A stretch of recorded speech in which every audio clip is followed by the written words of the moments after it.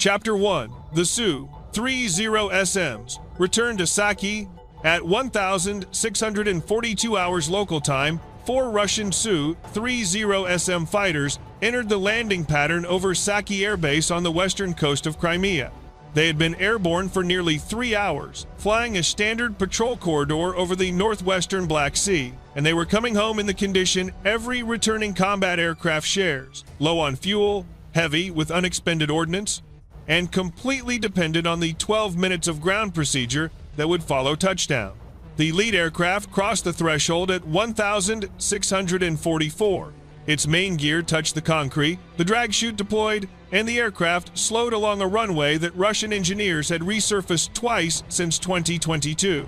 The second Su-30SM landed 90 seconds behind it. The third and fourth were still in the pattern, spaced by the tower to maintain separation on a single active runway. That spacing was not a mistake. It was the only way Saki could recover 4 aircraft safely. But it also meant that for a period of roughly 14 minutes, all 4 fighters would be either on the runway, on the taxiway, or sitting on the open apron waiting for tow tractors and refueling trucks. During that window, none of them could take off. None of them could maneuver. None of them could do anything except sit on flat concrete inside a base whose exact coordinates had been public knowledge since the Soviet Union still existed. The Ukrainian planners who had been watching Saki for the previous 11 weeks understood this better than anyone. They had not been studying the aircraft. They had been studying the schedule. Every airbase runs on rhythm. Patrol sorties launch in pairs or fours. They fly a defined corridor for a defined endurance. They return within a predictable band of time. Ground crews meet them with predictable equipment at predictable locations. Fuel trucks stage in the same area because the underground lines terminate there. Weapons crews work in the same revetments because that is where the ordnance is stored. An airbase can change its patrol routes. It cannot easily change its plumbing. Ukrainian intelligence had built that rhythm out of fragments. Satellite passes showing aircraft counts on the apron at different hours. Radio emission patterns from the base tower. Coastal observation of aircraft crossing the shoreline, outbound and inbound. Civilian flight tracking anomalies where Russian military traffic forced temporary airspace restrictions. None of it was secret. All of it, assembled over 11 weeks, produced a chart that showed something simple and devastating. Saki's aircraft were hardest to kill when they were flying. They were easiest to kill in the 14 minutes after they stopped. At 1,646, the third Su-30SM touched down. At 1,647, the fourth entered final approach. On the apron, the first 2 aircraft had already shut down 1 engine each and were being approached by ground personnel. A refueling truck rolled out from the eastern service area. 2 more vehicles followed. Roughly 30 personnel were now working in an open area measuring less than 300 meters across, surrounded by 4 combat aircraft that were, for the moment, nothing more than expensive metal shapes filled with kerosene. 210 kilometers away, over open water, 16 objects were flying at an altitude of 10 meters above the wave tops, and they had left their launch positions 41 minutes earlier. They had not been launched when the fighters took off. They had been launched when the fighters were scheduled to land. The Russian crews at Saki did not know that. What they knew was that the sky was clear, the patrol had been uneventful, and the shift would end in 3 hours. Chapter 2. The problem with hardened shelters that nobody uses. Saki had hardened aircraft shelters. That fact matters because it explains why the attack was aimed at a moment rather than at a place. A hardened aircraft shelter is a reinforced concrete arch, typically covered with earth, designed to protect a fighter from anything short of a direct hit by a penetrating weapon. Against fragmentation, blast overpressure, and near misses, they work extremely well. A Su-30SM inside a properly built shelter can survive a strike that would destroy the same aircraft parked 20 meters outside it. Russia had been building and repairing shelters across Crimea steadily since the first Ukrainian deep strikes in 2022. Satellite imagery showed new revetments, earth berms, and reinforced structures appearing at multiple Crimean airfields. On paper, the aircraft at Saki were protected. In practice, aircraft do not live in shelters. They live in shelters between missions.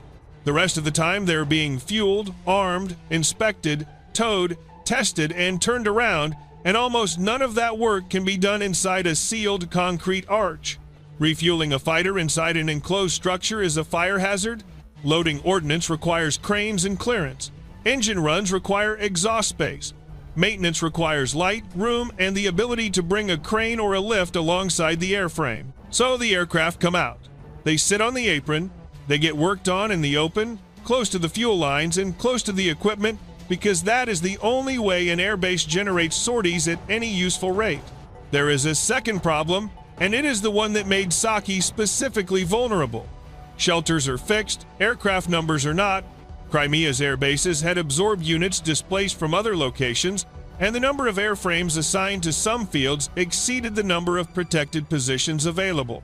When there are more aircraft than shelters, somebody parks outside, usually the aircraft that are flying most often, because they need the fastest access to the runway.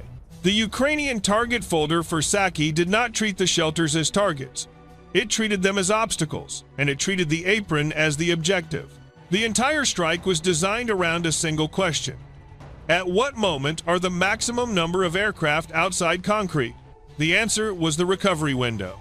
There is an operational irony here that Russian officers understood perfectly well and could not solve. The more sorties you fly, the more time your aircraft spend exposed. A base that flies rarely can keep everything buttoned up. A base that flies constantly cannot. Saki was flying constantly because Crimea's air patrols had been intensified precisely in response to Ukrainian long-range attacks. The defensive measure had created the vulnerability. The more Russia flew to protect Crimea, the more predictable the exposure window became and the more often it repeated. By 1648 hours, all 4 Su-30SMs were on the ground. 2 were on the apron with fuel hoses connected. 1 was still rolling toward its parking position with a tow tractor moving to meet it. The 4th had just cleared the runway. Not one of them was inside a shelter. The nearest protected structure was 400 meters from the fuel point, and moving an aircraft that distance under tow takes 6 to 8 minutes, which was time nobody at Saki knew they needed to be spending. Offshore, the 16 objects had closed to 190 kilometers, and the coastal radars had not yet reported anything at all. Chapter 3. 16 Neptunes below the radar horizon. The weapons approaching Saki were R-360 Neptune cruise missiles, and understanding what they are explains why the coastal radars stayed quiet for so long. The Neptune began life as an anti-ship weapon derived from Soviet design lineage, then was extensively rebuilt by Ukrainian engineers into something with a longer reach and a land attack capability. The airframe is small, roughly 5 meters long, with folding wings that deploy after launch and a turbojet that gives it a subsonic cruise speed of around 900 kilometers per hour. It is not fast. It was never meant to be fast. It was meant to be low. Cruise altitude for the terminal portion of a Neptune's flight over water is between 3 and 10 meters, not 30, not 100, low enough that a moderate swell can rise above the missile's flight path, and the missile's radar altimeter is constantly adjusting to keep it there. This is the entire engineering argument of the weapon, and it comes down to geometry rather than technology. Radar travels in straight line. The Earth curves. A radar antenna mounted 20 meters above sea level cannot see an object flying 5 meters above the water until that object is roughly 25 to 30 kilometers away. No matter how powerful the transmitter is, you can build a radar that detects a fighter at 400 kilometers and it will still be blind to a sea-skimming missile until the missile clears the horizon. 25 kilometers at 900 kilometers per hour is 100 seconds. That is the number that governed everything that happened at Saki. Not the missile's warhead, not its accuracy. 100 seconds between first possible detection and impact, assuming the radar picked up the target on the first sweep. It was theoretically capable of seeing it, and assuming the operator classified it correctly and immediately. Neither assumption is reliable because of what the sea does to radar returns. The surface of the Black Sea in a moderate wind produces thousands of small reflective surfaces. Every wave crest returns energy. Every whitecap flickers. A radar looking down at the sea sees a shifting field of noise called sea clutter, and a missile flying 5 meters above that surface sits inside the noise rather than above it. Modern radars filter this using Doppler processing, separating targets by their rate of closure. It works, but it is not perfect, and it degrades exactly when the target is small, low, and inside heavy clutter, which is the design point of the Neptune. The 16 missiles were not flying as a single group. They had been launched from dispersed positions along the Ukrainian-controlled coastline, and their pre-programmed routes had them approaching Saki along 3 distinct bearings, with arrival time staggered across roughly 100 seconds. Navigation was handled by an inertial system supported by satellite correction, with terminal guidance by an active radar seeker that would switch on in the last kilometers. The inertial unit alone was accurate enough for the job. Saki's apron was not a moving target. It had not moved since 1955. At 1,649 hours, the leading missiles crossed the 100-kilometer line. Their seekers were still off. They were emitting nothing. They were, from the perspective of every Russian sensor on the Crimean coast, still not there. Chapter 4. The S-400 that could see everything except this. The air defense responsibility for Western Crimea belonged in part to an S-400 battalion positioned inland from the coast, and its capability sheet is genuinely impressive.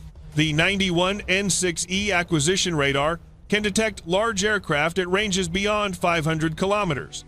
The 92 N6E engagement radar can track dozens of targets and guide multiple missiles simultaneously.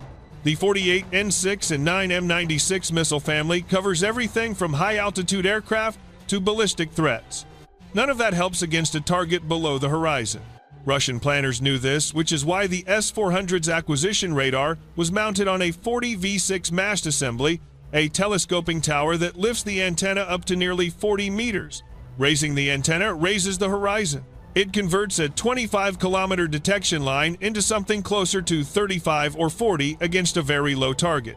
40 kilometers buys you 160 seconds instead of 100. It is a real improvement. It is not a solution, and it comes with costs that matter. A radar on a 40-meter mast is not mobile. It takes hours to erect and hours to strike. It is a fixed, tall, radiating structure that every reconnaissance asset in the theater can locate. Russian air defense units in Crimea had been repeatedly targeted precisely because they were emitting and precisely because they could not relocate quickly. At 1,650 hours, the 91 N6E was operating. Its beams swept the western approaches. In the sector where the missiles were approaching, it registered what it had been registering all afternoon: sea clutter, a handful of civilian surface contacts, and the persistent low-level noise of a windy Black Sea. At 1,650 and 40 seconds, the first firm return appeared. A small contact, low, closing at approximately 240 meters per second.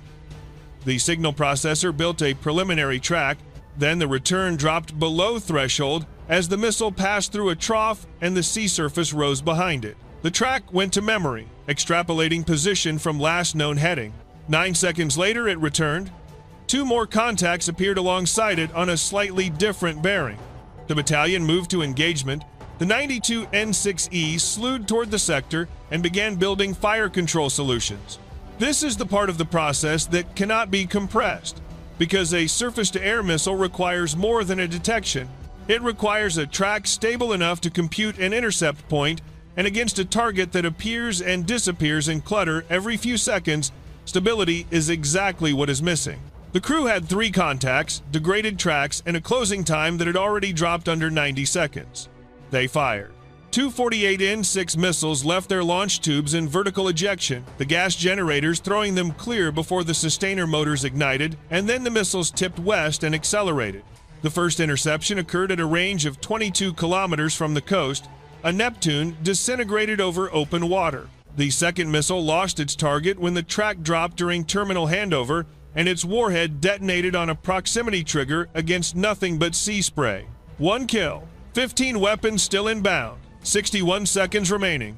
Chapter 5. Pantsir and the 90-second economy. Inside the base perimeter, the short-range layer was a pair of Pantsir S-1 systems, and their situation was different in every meaningful way. The Pantsir is built for exactly this fight. It carries 12 57E, 6 missiles, and 2 A38M 30mm autocannons on a single vehicle, along with its own detection and tracking radars and an electro-optical channel. Its engagement envelope starts practically at the vehicle and extends out to roughly 20 kilometers.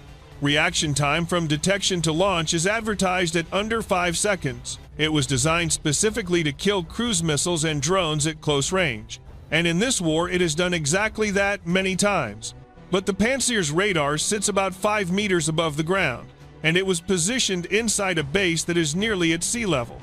Its own horizon against a 5-meter target was under 15 kilometers. At Neptune cruise speed, that is under 60 seconds of total engagement time, and part of that is consumed by acquisition and lock. At 1,651 hours, the Northern Pantsir's search radar registered 2 contacts at 13 kilometers. Low, closing. The crew was already alerted by the S-400 network and had the turret pre-slewed toward the threat bearing. Tracking radar acquired the lead contact in under 4 seconds. 2 57E6 missiles left the rails. The 57E6 is a small, extremely fast, command-guided interceptor with a fragmentation warhead. It does not carry its own seeker. The vehicle's radar tracks both the target and the missile and steers the missile into the intercept box. Against a non-maneuvering cruise missile, this works very well. The first Neptune was destroyed at 9 kilometers. Debris hit the water. The second interceptor missed on a broken track and self-destructed.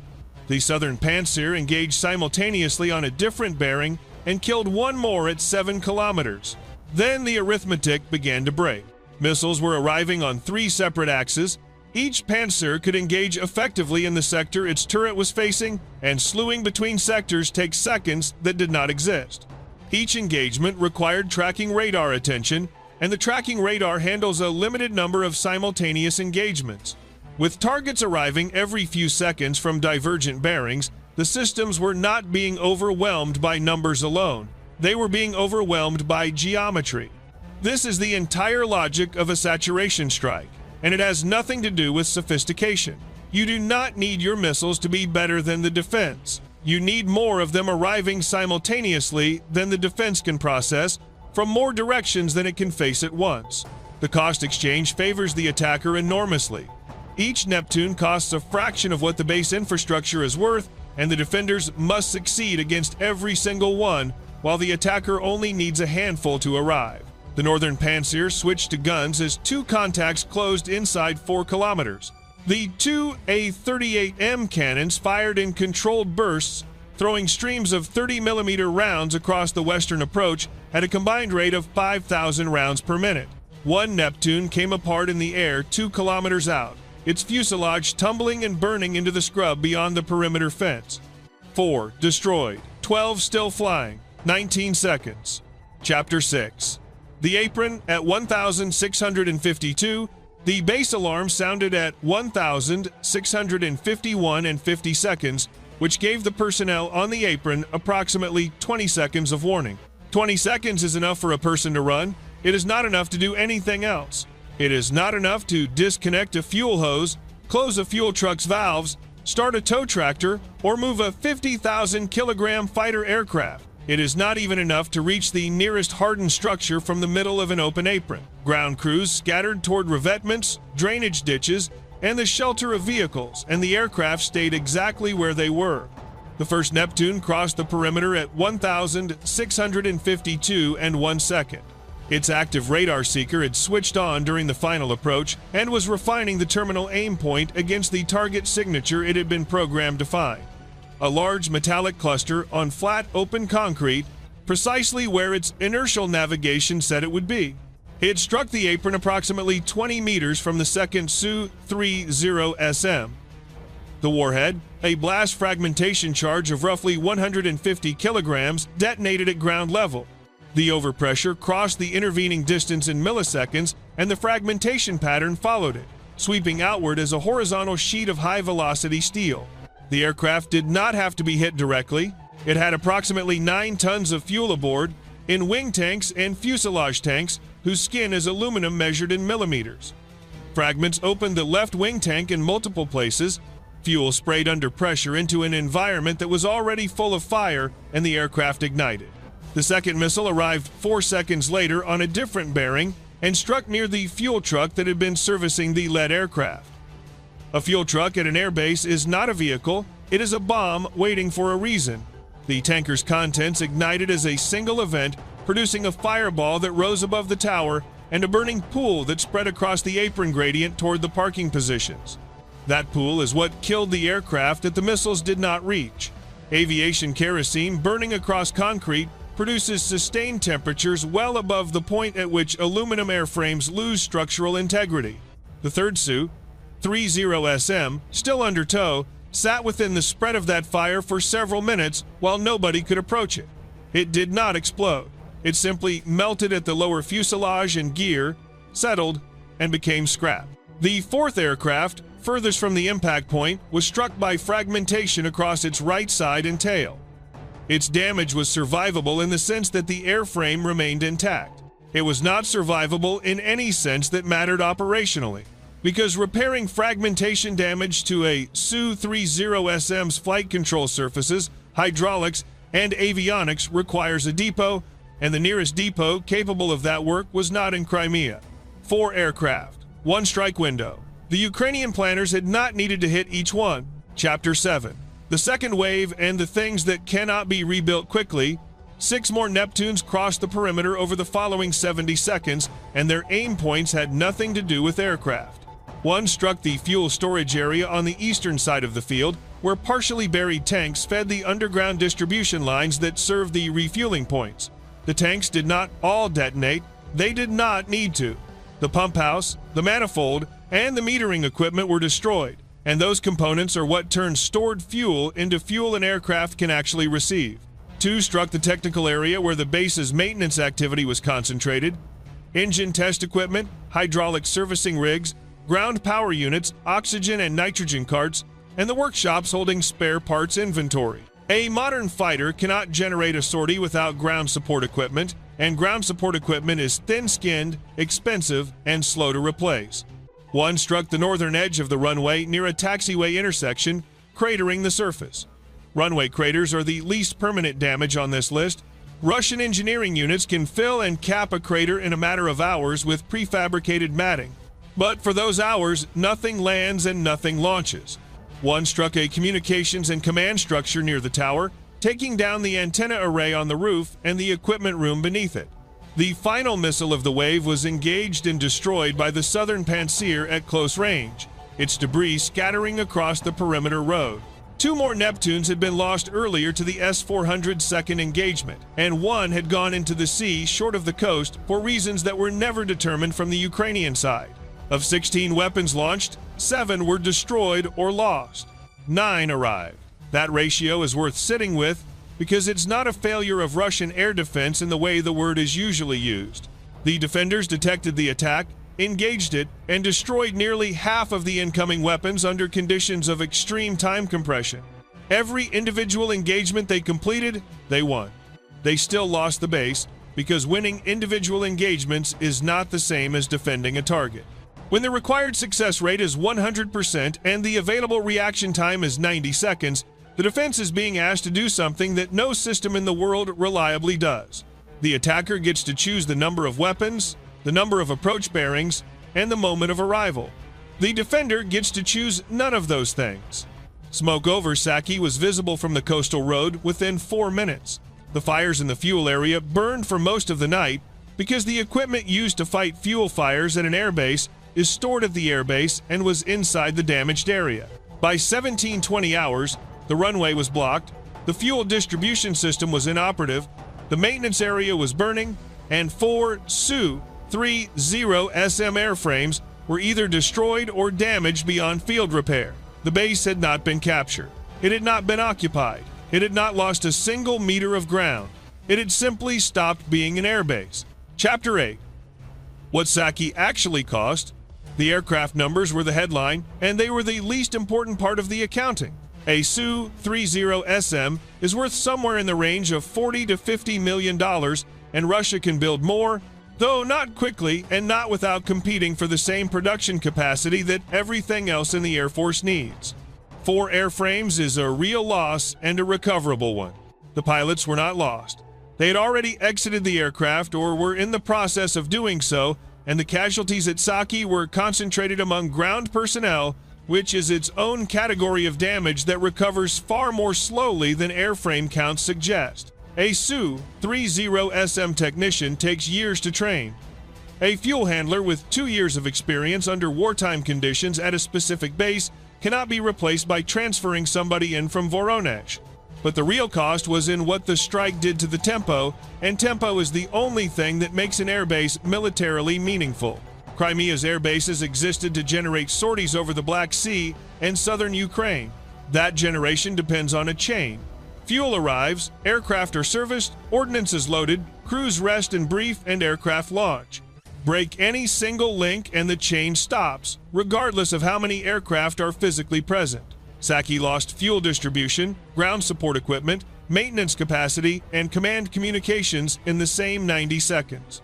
The surviving aircraft on the base, and there were more than 4, were suddenly assets that could not be used from where they were sitting. They had to be flown out to other fields once the runway was patched, which concentrated more aircraft at those fields, which reduced the number of protected shelter positions available there, which increased the number of airframes parked in the open at the next base down the list. That is the compounding effect, and it is the actual objective of a campaign like this one. No single strike ends Russian air operations over the Black Sea.